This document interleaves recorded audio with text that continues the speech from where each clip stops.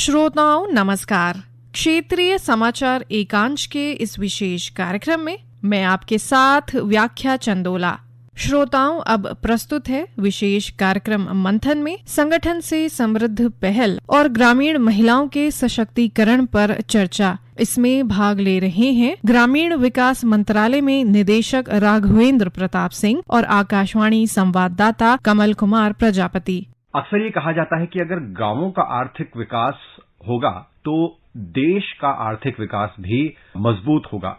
इसमें खासतौर पर महिलाओं का सशक्तिकरण बहुत आवश्यक है, क्योंकि ग्रामीण अर्थव्यवस्था में महिलाओं का सशक्तिकरण, महिलाओं का आर्थिक उत्थान बहुत मायने रखता है। ऐसे ही एक पहल शुरू हुई है। केंद्रीय ग्रामीण विकास मंत्री गिरिराज सिंह ने संगठन से समृद्धि पहल की शुरुआत की है, जिसमें कि स्वयं सहायता समूहों में महिलाओं की भागीदारी को और ज्यादा बढ़ाने पर जोर है।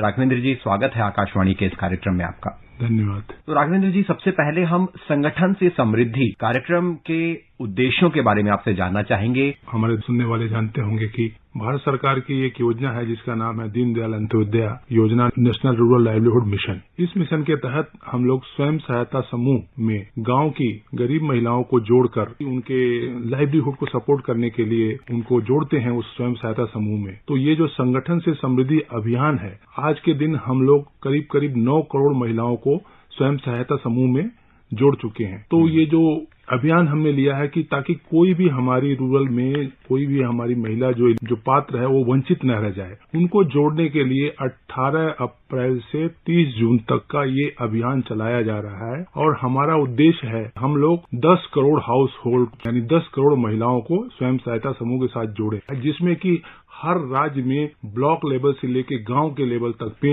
इसमें हर लेवल के लोगों का पार्टिसिपेशन करके इस लक्ष्य को पाने की कोशिश की जाएगी। राघवेंद्र जी, जैसे केंद्रीय मंत्री ने कहा कि सरकार का लक्ष्य है कि देश में स्वयं सहायता समूहों से जुड़ी हर महिला की सालाना आय 1 लाख रुपए तक हो। कैसे सुनिश्चित किया जाएगा कि महिलाओं की आय सालाना 1 लाख रुपए हो, और जब ये होगा तो कैसे इससे महिलाओं का आर्थिक उत्थान होगा? हम स्वयं सहायता समूह में जब महिलाओं को जोड़ते हैं तो सबसे पहला काम रहता है कि उनको बचत सिखाया जाए। वो अपना बचत करके यानी पैसे का लेन देन करना वो शुरू करती हैं, और उनको रिकॉर्ड भी लिखना हम सिखाते हैं कि रिकॉर्ड कीपिंग होती कैसे है। वो रिकॉर्ड कीपिंग यानी कितना पैसे आए, कितने पैसे दिए किसको, तो उस पैसे से वो आपस में छोटे छोटे लेन देन करती हैं। उसके उपरांत उनको हम एक निश्चित जो है रिवॉल्विंग फंड बोलते हैं, जो भारत सरकार से दिया जाता है उस ग्रुप को। तो अभी वो 20 से 30 हजार रुपए है, वो रिवॉल्विंग फंड उनको हम देते हैं, और उस पैसे से फिर वो लेन देन करके, लेन देन का मतलब यह है कि जिसको किसी को काम लगा वो अपना उससे पैसा लेता है, फिर उसको वापस देता है। इस तरह से उनका एक पैसे के ट्रांजैक्शन का रिकॉर्ड बनता रहता है। फिर करीब करीब 4-5 महीने में फिर हम उनको एक कम्युनिटी इन्वेस्टमेंट फंड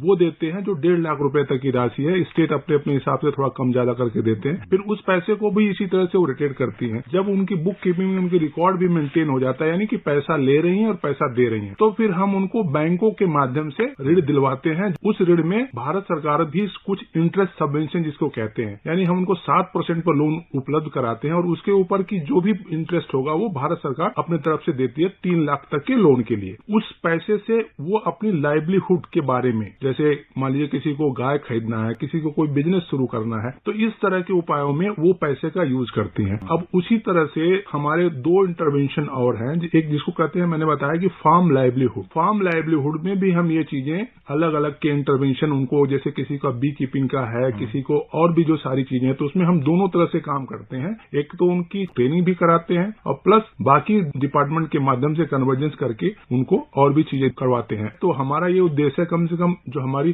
प्रत्येक महिला है, हमारी जो जिसको हम लोग दीदी कहते हैं, जो हर दीदी के पास कम से कम 2 या 3 लाइवलीहुड के साधन हो, तो उस तरह से उनकी आय बढ़ेगी। जी बिल्कुल। और जब आजीविका बढ़ेगी, आजीविका के लिए बहुत जरूरी होता है मार्केटिंग। अब गांवों में बड़ी मात्रा में स्वयं सहायता समूहों के जरिए और अपने उद्यम स्थापित करके महिलाएं सामने आ रही हैं और अपने उत्पादों को बड़े स्तर पर बाजारों में बेच रही हैं। ये जो एक प्रगति है, पूरा एक इकोसिस्टम बना है, उसके बारे में भी आप हमारे श्रोताओं को बताएं। मार्केटिंग आजकल जो है, सामान बनाना और मार्केटिंग करना एक बहुत बड़ा चैलेंज हर जगह रहता है। तो जब मार्केटिंग के लिए नेशनल लेवल पर भी एक सरस मेला करते हैं, तो ये हम नेशनल लेवल में करीब करीब एक हम लोग नोएडा में करते हैं, एक गुड़गांव में करते हैं और दिल्ली में भी करते हैं एक आध। तो ये नेशनल लेवल पर हो गया और हर स्टेट को हमने कुछ हम उनकी सहायता राशि देते हैं ताकि वो हर स्टेट में 2 मेले का उनका करने को लिए रहता है। तो इस तरह से अगर देखेंगे तो 34 राज्य हो गए, तो 68 मेले इस तरह से हो गए। और उस मेले में ऐसा नहीं है कि उस राज्य की ही खाली दीदी जो बनाती हैं वो आती हैं, अन्य राज्यों की भी दीदी लोग आके उसमें अपना सामान बेचती हैं। तो मेले का जो सबसे बड़ा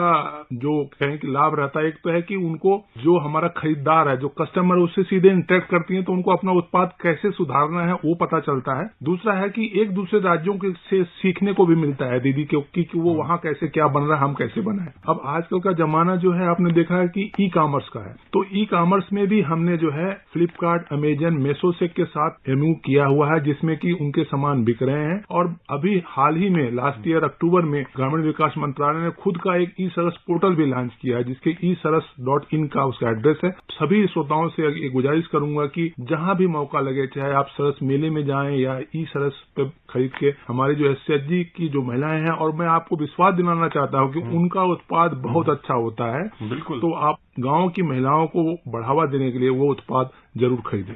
केंद्रीय मंत्री ने ये भी कहा कि महिलाएं ज्यादा से ज्यादा पोषक अनाज, यानी जिन्हें हम मिलेट्स कहते हैं, मोटा अनाज कहते हैं, उनके उत्पाद को अगर बनाएं, तो जैसा कि हम 2023 को इंटरनेशनल ईयर्स ऑफ मिलेट्स के रूप में भी मना रहे हैं, कैसे इसमें ग्रामीण स्तर पर महिलाएं अपना योगदान दे सकती हैं स्वयं सहायता समूहों के जरिए?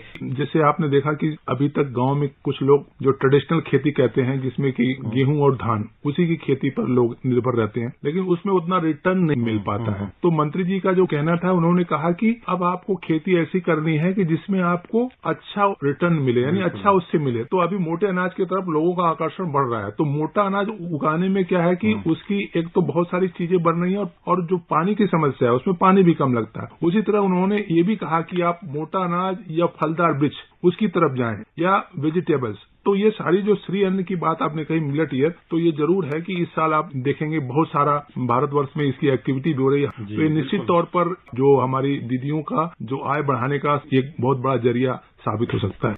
तो राघवेंद्र जी, बहुत बहुत धन्यवाद, आप कार्यक्रम में शामिल हुए। बहुत बहुत धन्यवाद हमसे बात करने के लिए। धन्यवाद कमल।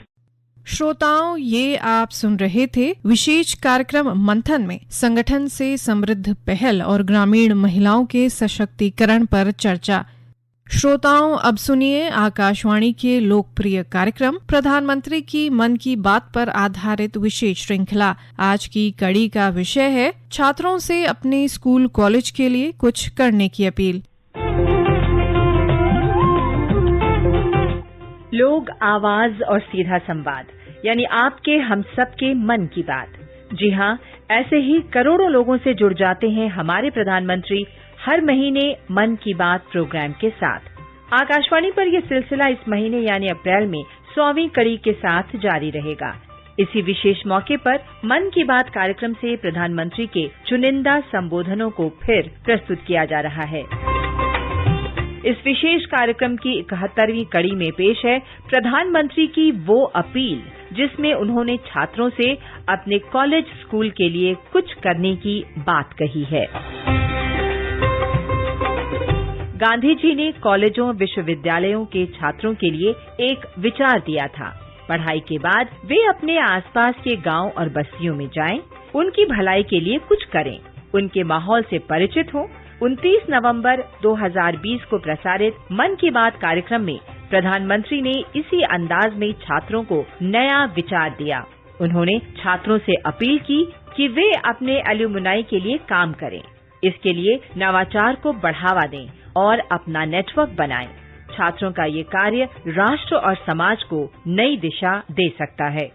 मैं पूर्व विद्यार्थियों से आग्रह करना चाहूंगा कि उन्होंने जिन संस्था में पढ़ाई की है, वहां से अपनी बॉन्डिंग को और अधिक मजबूत करते रहें, चाहे वह स्कूल हो, कॉलेज हो या यूनिवर्सिटी। मेरा संस्थानों से भी आग्रह है कि एल्यूमनाई एंगेजमेंट के नए और इनोवेटिव तरीकों पर काम करें, क्रिएटिव प्लेटफॉर्म्स डेवलप करें, ताकि एल्यूमनाई की सक्रिय भागीदारी हो सके। बड़े कॉलेज और यूनिवर्सिटीज ही नहीं, हमारे गांवों के स्कूल्स का भी strong, vibrant, active alumni network हो।